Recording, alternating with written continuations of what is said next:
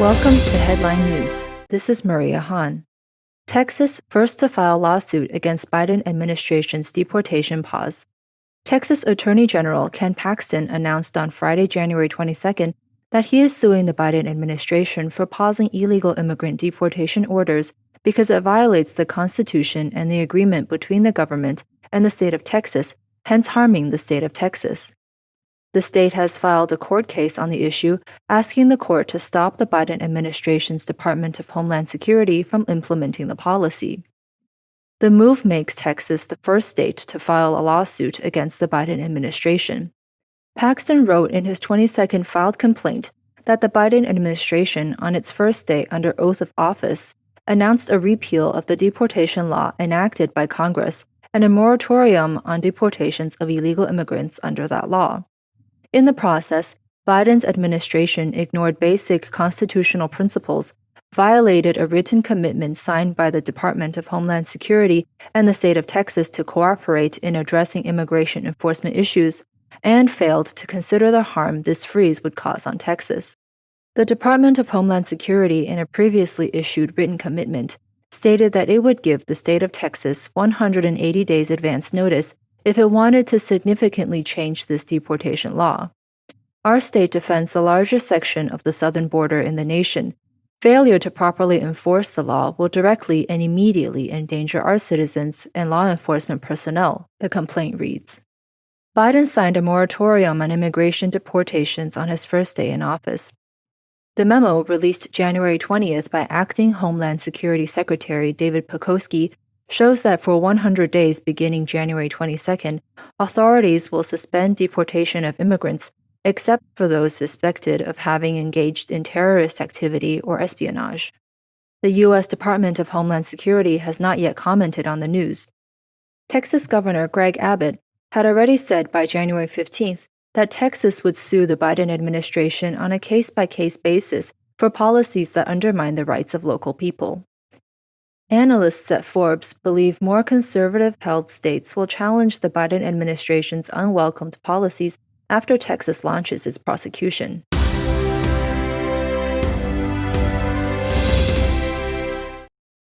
Trump delivers first remark after resigning from office. On Friday, January 22nd, former U.S. President Donald Trump released his first post-office comments while dining at the Trump International Golf Club.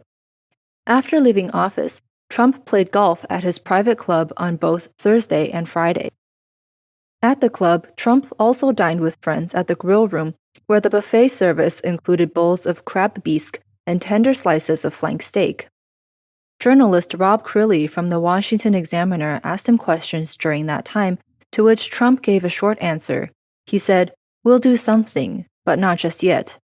An aide then politely ended the interview. "He needs a break," a Trump aide said earlier this week. "I think we all hope he just plays golf for a month, but he always has to be on the go." Carl Domino is a financier and former Florida lawmaker. He's a longtime member of Trump's golf club. He said he believes Trump will make a difference in a few months, but he doesn't know what Trump will do next. Domino said, "He's a very unpredictable guy." Trump's former White House advisor Stephen Miller said that Florida is really the perfect place to be new HQ of the MAGA movement and a launching pad for the president's next endeavor. Top Trump advisor and former spokesperson Jason Miller was interviewed by Just the News on Thursday. He said, "Trump has a number of goals over the next couple of years.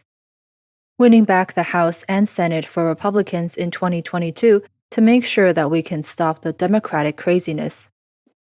In his farewell speech on the 20th, Trump said, "We'll be back in some form." He added, "The movement we started is only just beginning."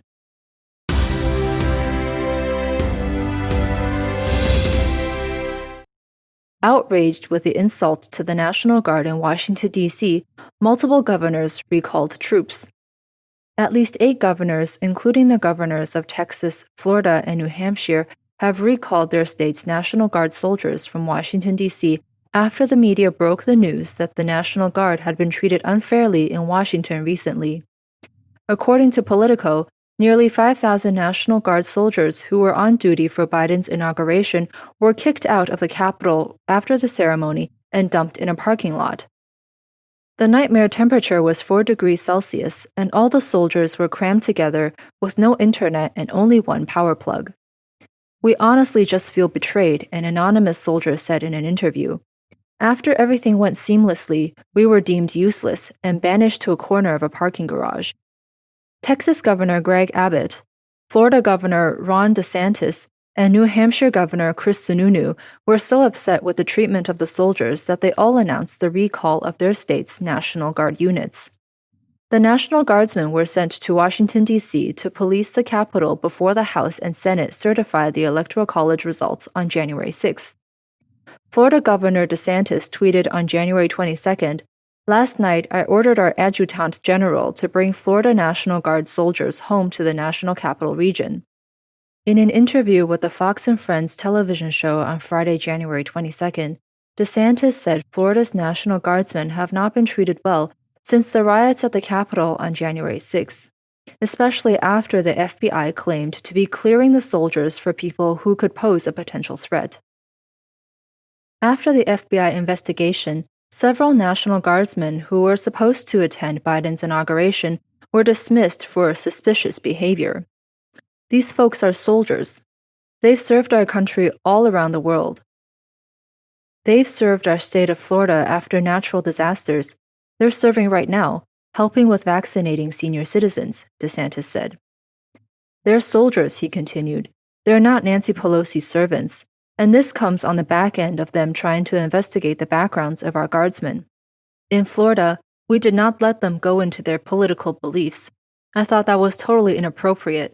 I thought it was disrespectful for people who are clearly patriots. So this is a half-cocked mission at this point, and I think it's appropriate to bring them home. New Hampshire Governor Sununu also ordered the state's National Guard to return. He tweeted, "They did an outstanding job serving our nation's capital in a time of strife and should be graciously praised, not subject to substandard conditions." Texas Governor Greg Abbott also tweeted Thursday, "I have instructed General Norris to order the return of the Texas National Guard to our state." Thank you for joining us today, and we'll see you next time.